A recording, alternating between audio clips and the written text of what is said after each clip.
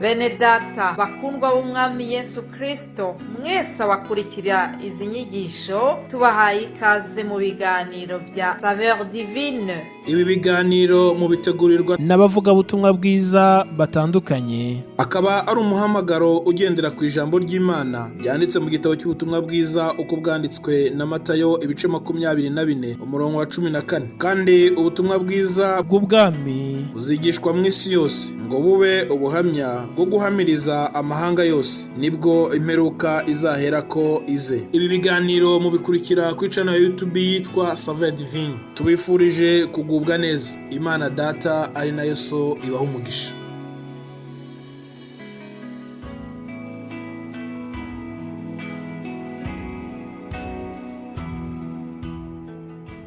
Ndabasuhuje mwese abakurikiye ijambo ry'Imana muri kano kanya, muri kumwe na mwene So Rukundo Vincent.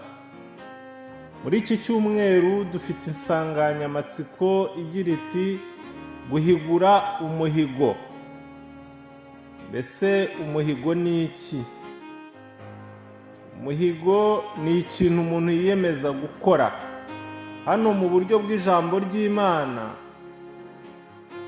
ni ikintu niyemeza cyangwa se wowe wiyemeza gukora bitewe n'icyo nawe urimo usaba Imana. Hari igihe usaba Imana ikintu runaka ukavuga ngo Mana nungenzereza gutya nanjye nzagira gutya, Mana numfasha iki kibazo kinkomereye kigakemuka nanjye nzazana se ituro ry'ishimwe ringana gutya mu rusengero, cyangwa se nzakora umurimo runaka wo mu nzu yawe. Abantu bahiga mu buryo butandukanye. Imana idufashe cyane. Ndagira ngo rero dusome ijambo ry'Imana mu gitabo cy'umubwiriza igice cyaho cya 5, turasoma umurongo wa 1. Hanyuma turongera dusome mu mubwiriza icyo gice cya 5, dusome umurongo wa 3 tugeze ku wa 4. Reka dusome umubwiriza igice cya 5 umurongo wa 1. Ntukihutire kubumbura akanwa kawe, kandi ntugakundire umutima kugira ishyushyu ryo kugira icyo uvugira imbere y'Imana, kuko Imana iri mu ijuru nawe ukaba uri mu isi. Nuko rero amagambo yawe ajya aba make. Umurongo wa 3. Nuhigira Imana umuhigo, ntugatinde kuwuhigura, kuko itanezerewe abapfapfa. Ujye uhigura icyo wahize. Umurongo wa 4. Guhiga umuhigo ntuwuhigure birutwa no kutawuhiga. Imana idufashe cyane. Iri ni ijambo ry'Imana.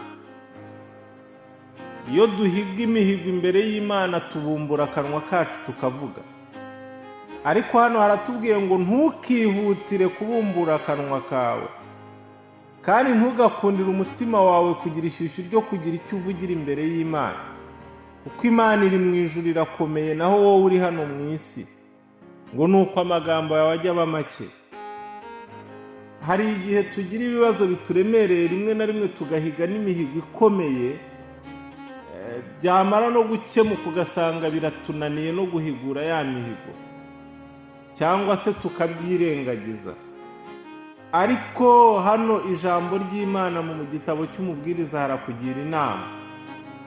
Nanjye harangira inama ivuga ngo ntukihutire kubumbura akanwa kawe, kandi ntugakundire umutima wawe kugira ishyushyu ryo kugira icyo uvugira imbere y'Imana. Bivuga ngo dukwiye kwitonda. Guhiga umuhigo ni ukwitonda, ntabwo ari ugupfa kubivuga gusa. Ujye ubanza ubitekerezeho, nanjye nye mbanza mbitekerezeho ibyo duhiga turi imbere y'Imana. Imana idufashe cyane, kuko twasomye ngo guhiga umuhigo ntuwuhigure birutwa no kutawuhiga. Imana itugirire neza. Ngo kandi nugira icyo uhigira imbere y'Imana ntugatinde kugihigura, ngo ujye uhigura icyo wahize. Imana idufashe cyane. hari abantu tubona muri Bibiliya, hari ingero tubona z'abantu bagiye bahiga imihigo bakanayihigura.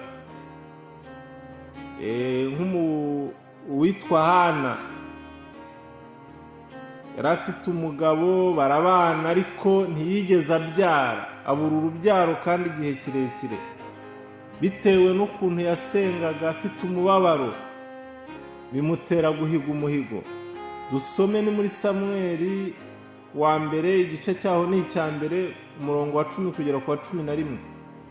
Aranditse ngo, ariko Hana yasenganaga Uwiteka agahinda, arira cyane, ahiga umuhigo, aravuga ati, Nyagasani Nyiringabo, nureba umubabaro w'umuja wawe ukanyibuka, ntunyibagirwe, ukampa umwana w'umuhungu, nzamutura Uwiteka abe uwe iminsi yose yo kubaho kwe, kandi icyuma cyogosha ntikizamugera ku mutwe. Mana idufashe cyane. Ngo yasenganaga Uwiteka agahinda, arira cyane, yari amaze igihe kinini yarabuze urubyaro. Uwo mubabaro, ako gahinda, uko kubabara nicyo cyifuzo yari afite ku mutima kimusunikira guhiga umuhigo. Aravuga ngo, Mana nungirira ubuntu, ukareba umubabaro w'umuja wawe, ukanyibuka nanjye, ntunyibagirwe, nanjye ukampa kubyara. Yongeraho ngo umwana w'umuhungu, ngo nzamutura Uwiteka yibera uwe iminsi yose. Imana itugirire neza. Imana yaramushoboje, maze kumuha umwana w'umuhungu, abasha guhigura umuhigo yahize, amutura Uwiteka nk'uko yari yarabivuze. Imana ishimwe cyane. Ni byiza rero yuko igihe duhize imihigo tukagira icyo tuvugira imbere y'Imana, tugishyira mu bikorwa, kuko nibyo binezeza Imana. Niba wumva icyo ugiye guhiga utazagikora, reka kugikora, kuko ngo guhiga umuhigo ntuwuhigure birutwa no kutawuhiga. Bikubera icyaha kuko wahindutse umubeshyi imbere y'Imana. Imana rero idufashe cyane, ngo niduhigira Imana imihigo ntitugatinde kuyihigura, ngo ntabwo inezererwa abapfapfa, ahubwo tujye duhigura ibyo twahize. Imana itugirire neza. Dusoza rero, navuga ngo iyi mihigo twahize dusubize amaso inyuma tuyihigure, kuko hari ibyo twasabye Imana tuvuga ngo nugira gutya natwe tuzagira gutya. Ibyo bizirikane, nanjye mbizirikane, duhigure imihigo twahize.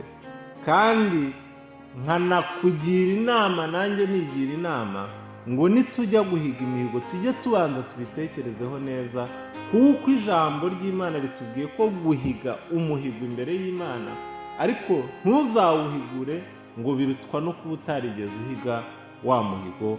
Imana idufashe cyane. Nkomeje kubifuriza umwaka mushya muhire, mugire ibihe byiza mu izina rya Yesu. Amen.